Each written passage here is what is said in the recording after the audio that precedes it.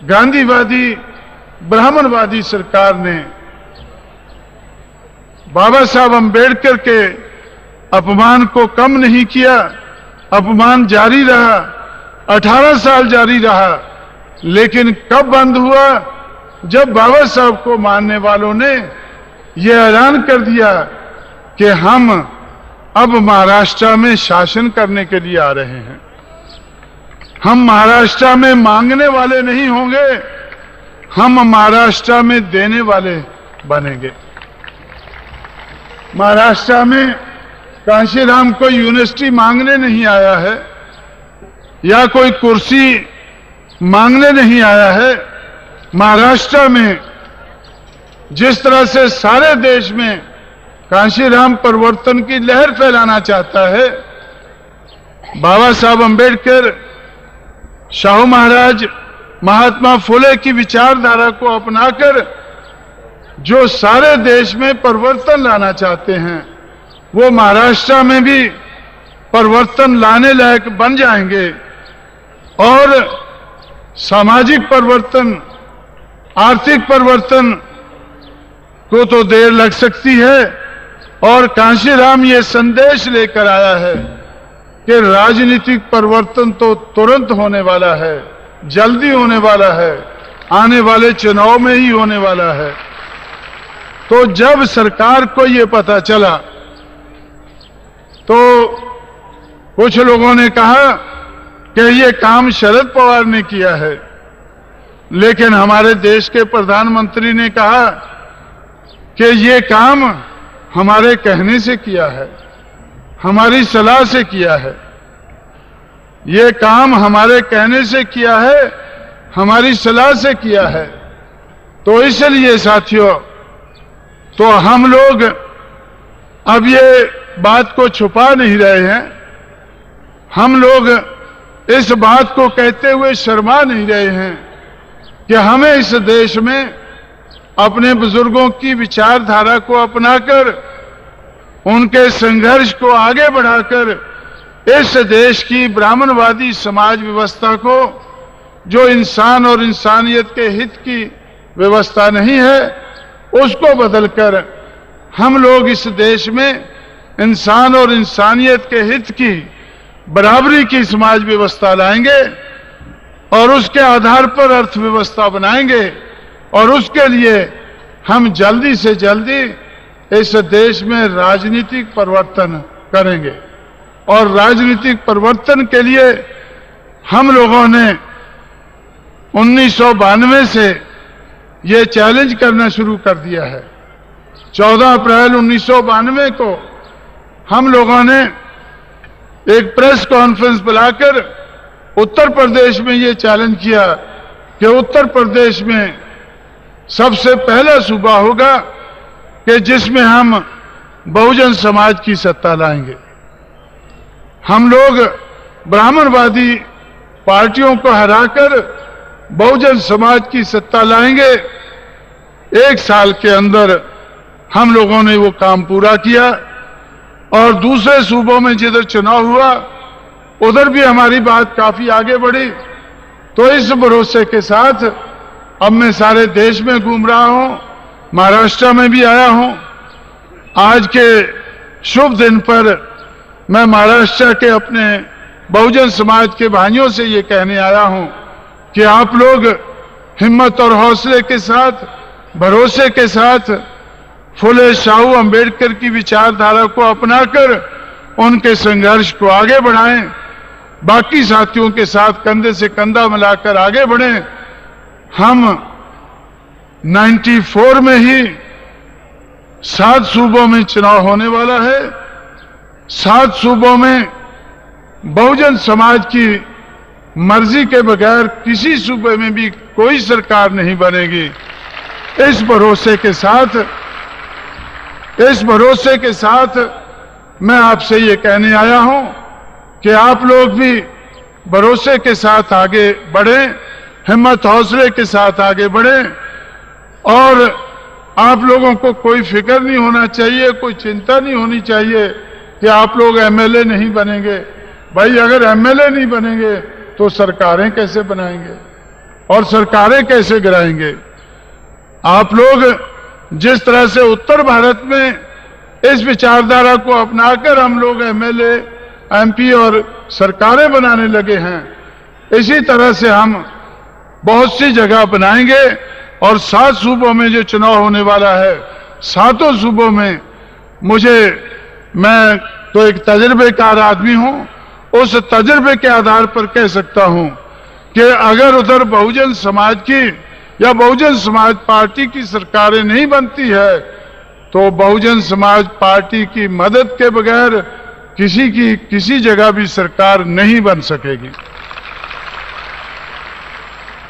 इतने भरोसे के साथ मैं आगे बढ़ रहा हूं और जब मैं आगे बढ़ रहा हूं तो दुश्मन को भी खतरा महसूस हो रहा है, दुश्मन को खतरा महसूस हो रहा है, डर हो रहा है, भय हो रहा है। उस डर और भय के कारण वो भी हाथ पैर मार रहा है, वो भी हाथ पैर मार रहा है। और आप लोगों को मैं कहना चाहता हूं कि हमें इन छोटी छोटी जो डर और भय की बातें हैं, इनसे हमें घबराना नहीं चाहिए। गुरु गोविंद सिंह ने कहा है, कोई किसी को राज न दे है, जो ले है निज बल से ले है।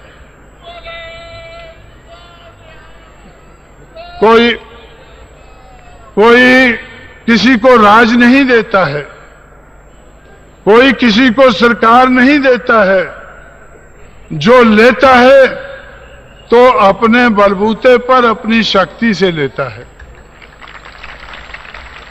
ये लड़ाई राजपाट की है। हमारा राजपाट मुट्ठी भर लोगों ने हजारों साल से छीना हुआ है। ये राजपाट हमें वापस लेना है, तो ये राजपाट की लड़ाई है। यह हमें किसी की मेहरबानी से नहीं लेना है, किसी को अपील करने से नहीं मिलेगा। ये हमें अपनी शक्ति के आधार पर लेना होगा। अगर हम लोगों ने उत्तर प्रदेश में अगर हम लोगों ने राजपाट हासिल किया है, कोई चोरी छुपे से नहीं किया है, राजपाट हासिल किया है, किसी से भीख मांगकर नहीं किया है। जब उत्तर प्रदेश में दादागिरी चली, जय श्री राम का नारा लगा, तो नारे का जवाब बहुजन समाज पार्टी ने नारे से दिया कि मिले मुलायम कांशीराम, हवा हो गए जय श्री राम। इस नारे के आधार पर हम लोगों ने उत्तर प्रदेश में राजपाट हासिल किया है। मिले मुलायम कांशीराम, हवा हो गए जय श्री राम। हमने कोई हेराफेरी करके चोरी छुपे से राज हासिल नहीं किया है। दादागिरी का मुकाबला शक्ति के साथ हम लोगों ने उनका मुकाबला किया है। बहुजन समाज की शक्ति पैदा करके तब हम लोगों ने उधर राजपाट हासिल किया है। जब वो उत्तर प्रदेश के मैदान जंग में जय श्री राम के नारे से वो हमारे समाज को नहीं दबा पाए, हमारे समाज ने उनको दबाया, खासकर अयोध्या में और काशी में। अयोध्या और काशी की वो बात करते हैं। अयोध्या के चारों तरफ जो 9 असेंबली की सीटें हैं, वो 9 की 9 एसपी बीएसपी ने जीती हैं। अयोध्या के चारों तरफ तो एसपी बीएसपी का बोलबाला है। काशी के चारों तरफ, काशी की शहर की 3 सीटें बीजेपी ने जीती है, जय श्री राम ने जीती है, और उसके चारों तरफ की 20 सीटें बीएसपी ने जीती है। तो इस तरह से साथियों, हम लोगों ने बहुजन समाज को तैयार करके उसकी शक्ति बनाकर राजपाट हासिल किया है। महाराष्ट्र में अगर हमें राजपाट हासिल करना है तो शक्ति के आधार पर करना है, बहुजन समाज की शक्ति बनाकर करना है, किसी से मांगकर नहीं करना होगा। अपील करने से राजपाट नहीं मिलता है। आज आप लोगों का ये प्रोग्राम कौन सी पार्क है वो? हाँ? पटवर्धन पार्क में होने वाला था, हाँ? कस्तूरचंद पार्क में होने वाला था, और उस कस्तूरचंद पार्क की बजाय आप लोग इधर इकट्ठे हुए हैं। आप लोग इधर इकट्ठे हुए हैं। आप लोगों को ऐसा लगता होगा कि डेमोक्रेसी में, लोकशाही में ऐसा नहीं होना चाहिए। हर पार्टी को हर जगह अपनी बात कहने की इजाजत होनी चाहिए, आप सोचते होंगे। लेकिन अगर ये सोचकर चलेंगे कि जो बैलेट है उसी से इस देश में राजपाट आ जाएगा, तो आप लोग अपने आप को धोखे में रख रहे हैं। हमें राजपाट तो बैलेट से लेना है, लेकिन तैयारी बुलेट की भी रखनी है। तैयारी बुलेट की भी रखनी है। राजपाट तो बैलेट से लेना है। हम लोगों ने उत्तर प्रदेश में राजपाट बैलेट से लिया है, लेकिन जब असेंबली में लोग आए, असेंबली में आकर फिर जय श्री राम कहने लगे, और असेंबली में आकर फिर वो स्पीकर की कुर्सी पर चढ़ गए, मेज पर चढ़ गए, और उन्होंने सोचा कि बहुजन समाज के लोग डर गए हैं, तो गिलास फेंकने लगे और लाउड स्पीकर उठा उठाकर फेंकने लगे। तो 20 मिनट तक बैकलैश हुआ। वो कहने लगे कि बैकलैश होगा। पहले से ही पेपरों में आ रहा था कि स्वर्ण हिंदुओं के हाथ में से राज पिछड़ों के हाथ में चला गया है, अब बैकलैश होगा। तो मैं कह रहा था कि बैकलैश के मुकाबले में उससे ज्यादा पावरफुल फ्रंट लैश होगा। अगर बैकलैश होगा तो फ्रंट लैश होगा। हम बैलेट से जीते हैं, और बैलेट से जीतने के लिए ही हमें अपने आप को तैयार करना है। हमारे समाज को बैलेट से जीतने के लिए तैयार करना है। लेकिन बैलेट से जीतने के बाद भी जब असेंबली में सरकार ना चलाने दें, तो भाई उधर कोई बुलेट की जरूरत तो नहीं पड़ी, लेकिन जो भी छोटा मोटा हथियार हाथ में आया उसको इस्तेमाल करना पड़ा।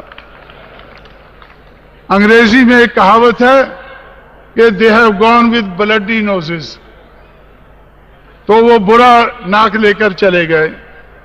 आपने देखा होगा कि उन लोगों को, जिन लोगों ने बैलेट की बात को नहीं माना, फिर दादागिरी की, दादागिरी का मुकाबला दादागिरी से किया। तो इसलिए साथियों, आप लोगों को ये नहीं सोचना है, हमें बैलेट से लगाव है, और बैलेट के आधार पर ही हमें इस देश में परिवर्तन लाना है। लेकिन अगर मुट्ठी भर लोग अगर बुलेट का इस्तेमाल करें, लाठी गोली का इस्तेमाल करें, या और किसी गैर संवैधानिक शक्ति का इस्तेमाल करें, तो उसका भी मुंह तोड़ जवाब देने के लिए हमें अपने समाज को तैयार करना होगा। उसमें हमें पहल नहीं करनी होगी, लेकिन उसका मुंह तोड़ जवाब देने के लिए हमें अपने समाज को तैयार करना होगा।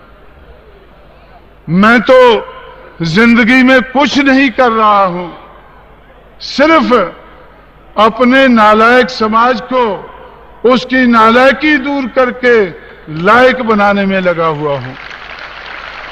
सिर्फ जिंदगी में हमें एक ही काम करना है। ब्राह्मणवाद के आधार पर हमें नालायक बनाया गया है।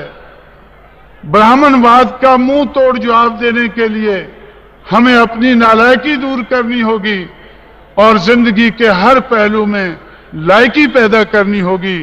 दूसरों के मुकाबले में ज्यादा लायकी पैदा करनी होगी। तो इसलिए साथियों, काम तो मुश्किल है। आप लोग सोचेंगे कि पहले तो हम बुरा लगेगा कि नालायकी को छोड़ें कैसे।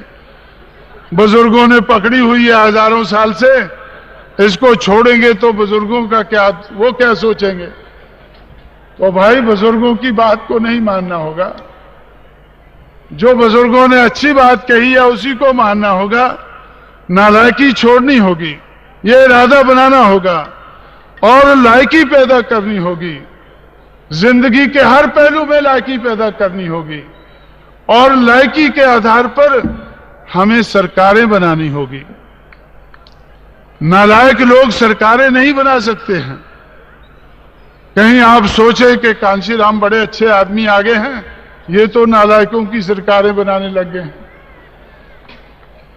नालायक रहते हुए ही हम सरकार बना लेंगे, ऐसी बात नहीं समझना है।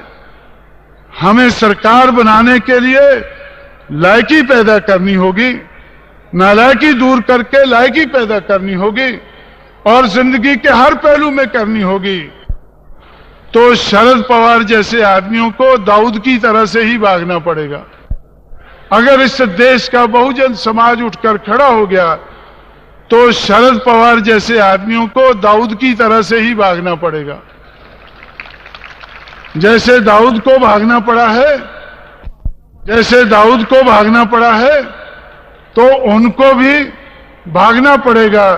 नहीं तो लोग छोड़ेंगे नहीं कि भाई आप इतना पैसा कहां से लाए हैं, कहां इकट्ठा किया है, कहां गया है। पैसे का जो दुरुपयोग करके लोगों को खरीद कर, डरा कर, धमका कर जो इस किस्म की सरकारें चलती हैं और सरकारी मशीनरी का दुरुपयोग करके जो सरकारें चलती हैं, जब बहुजन समाज उठकर खड़ा होगा तो इसका हिसाब पूछेगा, इसका जरूर हिसाब पूछेगा।